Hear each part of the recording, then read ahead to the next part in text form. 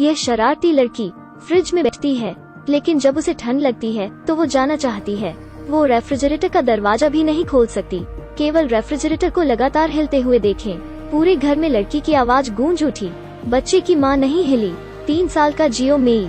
जागने के बाद उसकी आंखें खोलो, माँ को हिलाओ, यह सोचकर कि वो पानी पीना चाहती है, लेकिन माँ ने कोई प्रतिक्रिया नहीं दी। जियो मेई खुद खड़ी हो गई। लिविंग रूम से टीवी की आवाज आ रही है। उसे लगता है कि उसके पिता टीवी देख रहे हैं। पापा! उसने किसी का जवाब भी नहीं सुना। घर गुब्बारों से भरा है, क्योंकि कल उसका जन्मदिन था।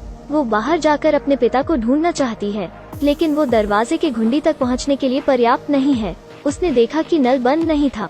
तुरंत एक कुर्सी उठाई और उस पर चढ़ गए। बहुत मेहनत लगती है, लेकिन फिर भी नल बंद नहीं कर सकता। उसने देखा कि पानी ओवरफ्लो होने वाला है, लेकिन जमीन पर एक एल आकार का विद्युत आउटलेट है।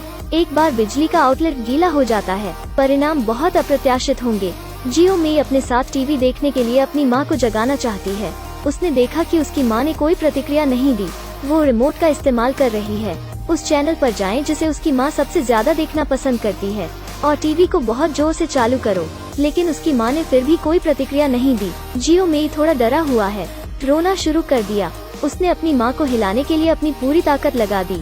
अचानक से माँ के हाथ में दवा की बोतल फर्श पर गिर गई। सफेद गोलियां फर्श पर गिरी। जियो मेई अब और नहीं रोई। फर्श पर कुछ गोलियों के साथ खेले। उसने एक गोली उठाई और अपनी माँ से पूछा, माँ क्या मैं इसे खा सकता हूँ? उसके बाद फोन बज उठा। जियो मेई कैबिनेट पर चढ़ गया और फोन पकड़ लिया, लेकिन जब वो नीचे आई, उसने गलती से फोन जमीन पर गिरा दिया। कोठरी में फिसल गया। वो इसे प्राप्त नहीं कर सकती। फोन में एकमात्र आवाज उसके पिता की आवाज है। केवल ध्वनि से ही वो जान सकती है। कल रात माँ और पिताजी का झगड़ा हुआ था। पापा प्लेन से दूसरे शहर जा रहे थे, लेकिन वो यह नहीं जानता था। उसकी पत्नी ने ली आत्महत्या के लिए ड्रग्स लिया। उसने जियो मेई नामक एक मासूम बच्चे को छोड़ दिया। अकेले बंद घर में दरवाजे बंद हैं।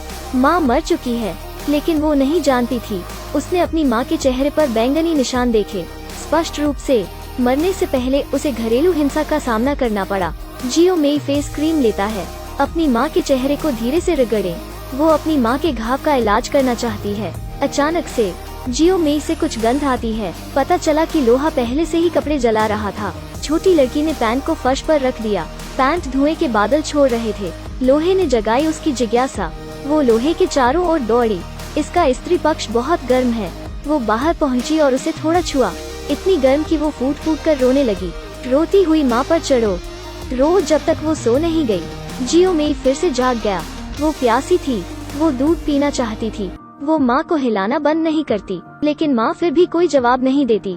वो खुद लेने गई थी, लेकिन दुर्भाग्य से उसका हाथ मजबूत नहीं है।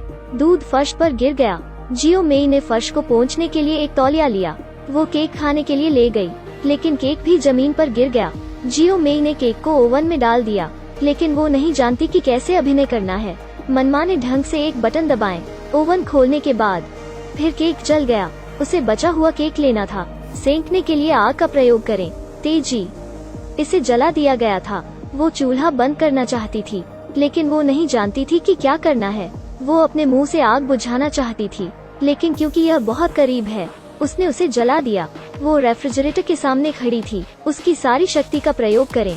उसने फ्रिज का दरवाजा खोला। उसने केक निकाला जो अलमारी में था। वो खाने बैठी। खाने के बाद वो रेफ्रिजरेटर के बारे में उत्सुक थी।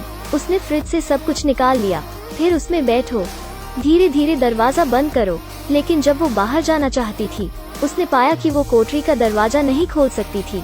फ्रिज हिलना बंद नहीं किया। क्या होगा अगर रेफ्रिजरेटर जमीन पर गिर जाए? परिणामों की कल्पना करना कठिन है। उस समय टब में पानी भी गिरा। गैस के चूल्हे में आग लगी थी। सौभाग्य से जियो मेई अभी भी कोशिश कर रही है। अंत में फ्रिज का दरवाजा खोला, लेकिन टूटे हुए कांच के जार पूरे फर्श पर हैं। वो धीरे से बालकनी की रेलिंग पर चढ़ गई। आंखों के सामने नीचे कई मीटर की ऊंचाई है। पता चला है उसकी गुड़िया गिर गई। सौभाग्य से पड़ोसियों ने उसे खोज लिया। उसने कहा कि वो उसे गुड़िया लेने में मदद करेगा। उसने बात मानी और अंदर चली गई। वो कमरे में लौट आई। उसने एक सफेद पानी की बोतल देखी। वो उसे लेकर अपनी माँ के सामने ले आई। दूध पी लूं? उसकी माँ ने अभी भी जवाब नहीं दिया। छोटी बच्ची को दूध की बोतल ढूंढनी थी। कुछ अंदर डालो।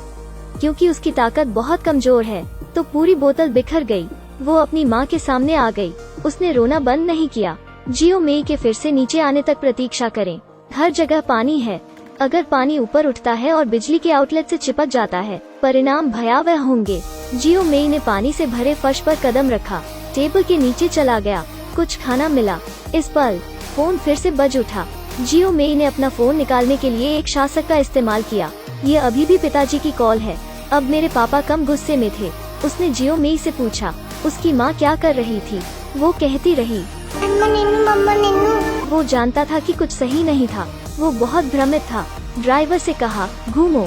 जियो मेई अपनी माँ के सामने आई। माँ के मुंह में खाना डालो, लेकिन वो इसे अंदर नहीं डाल सकी। अचानक से गोलियों ने जियो मेई का ध्यान आकर्षित किया। क्या मैं उन्हें खा सकता हूँ? फिर जियो मेई ने उसके मुंह में दवा डाल दी। जल्दी से लड़की ने पेट में निगल ली 4-5 गोलियां। फिर वो सोने लगी, हाथ में खिलौने पकड़े हुए। धीरे धीरे सो गया।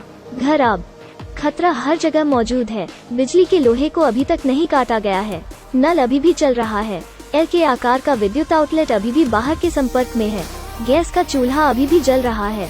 गर्म पानी की टंकी में विस्फोट हो गया है। कोई खतरा। सभी भयानक दुर्घटना का कारण बनते हैं। पिताजी अंत में वापस आ गए हैं। उस पल घर धरती पर नर्क बन गया है। दीवार पर जले के निशान हैं। पूरा घर घने धुएं से भर गया। अचानक से जियो मेई की आवाज गूंजती है। पापा गया। मैंने दोनों घर बना दिया। मैं सुंदर से घर बना रहा हूँ। यह एक सच्ची कहानी पर आधारित फिल्म है। पिताजी की आखिरी चीख मुझे एक अंत के बारे में सोचता है। जियो मेई टेबल के नीचे इंतजार कर रहा है। शायद यह सिर्फ उसके पिता का सपना है। जीवन में पति पत्नी के बीच वाद विवाद होना सामान्य है, लेकिन गलती से जिसे चोट लगती है वो बच्चा होता है। आज की कहानी यहीं समाप्त होती है। मेरे पीछे आओ आपको और विशेष फिल्में देखने के लिए लाने के लिए।